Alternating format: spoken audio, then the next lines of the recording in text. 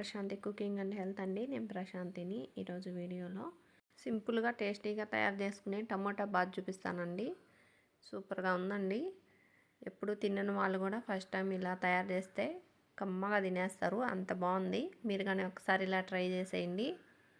వీడియోలోకి వెళ్ళే ముందుగా ఫస్ట్ టైం కొత్త వాళ్ళు వీడియో చూస్తుంటే మా ఛానల్ని సబ్స్క్రైబ్ చేసుకుని వీడియో నచ్చితే లైక్ చేయండి, షేర్ చేయండి.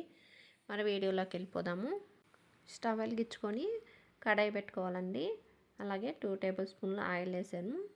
ఆయిల్ కాస్త వేడయ్యాక ఒక 1/2 స్పూను ఆవాలు వేసుకోవాలండి. అలాగే 1 టీ స్పూన్ నిండా మినపప్పు వేసుకోవాలి. 1 టీ స్పూను శనగపప్పు అండి. అలాగే ఒక 1/2 టీ స్పూన్ జీలకర్ర, మినపప్పు, శనగపప్పు అవి కొంచెం ఎక్కువ వేసుకోండి. మనం ఉప్మా తినేటప్పుడు మధ్యలో తగులుతుంటే వాళ్ళ రుచిగా ఉంటుంది ఉప్మా. కానీ చూడండి, ఒక రెమ్మ కరివేపాకు వేసాను. అలాగే కొంచెం జీడిపప్పు ముక్కలండి. అలాగే మీరు పల్లీలు ఇష్టపడితే పల్లీలు కానీ వేసుకోవచ్చు. ఒక ఆనియన్ ఇలా పొడవు ముక్కలుగా సన్నగా కట్ చేసి వేసుకోండి.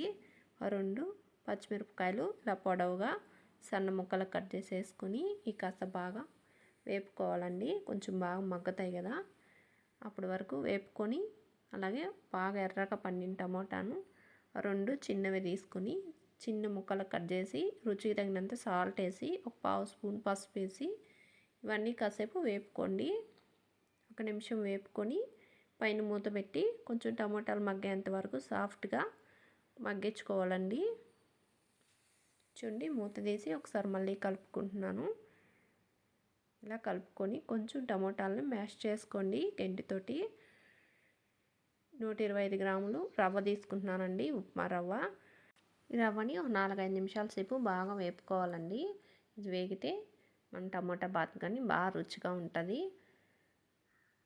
మీరు ఇలా కాకుండా ముందైనా రవ్వని కొంచెం ఆయిల్లో ఫ్రై చేసుకుని పక్కన తీసి పెట్టుకోవచ్చు. మనం పోపు పెట్టగతలకే.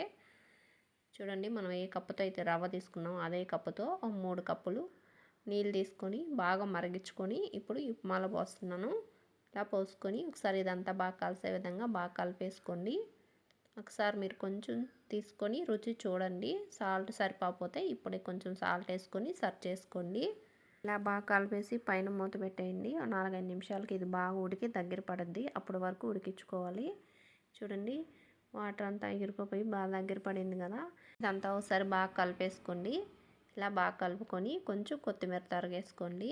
కొత్తిమీర కానీ ఈ టమాటా బాత్లో బాగా కలిసే విధంగా ఇలా బాగా కలిపేసుకొని స్టవ్ ఆఫ్ చేసేయండి.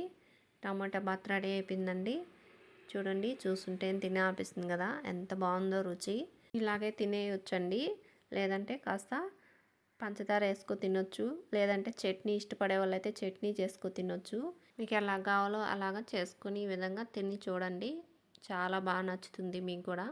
మీరు ట్రై చేసి మీకు ఎలాగొచ్చిందో కామెంట్ బాక్స్లో తెలియజేయండి. ఫస్ట్ టైం కొత్త వాళ్ళు ఈ వీడియో చూస్తుంటే మా ఛానల్ని సబ్స్క్రైబ్ చేసుకోండి. నేను చూపించిన వీడియో మీకు నచ్చితే లైక్ చేయండి, షేర్ చేయండి. థ్యాంక్ యూ ఫర్ వాచింగ్ అండి.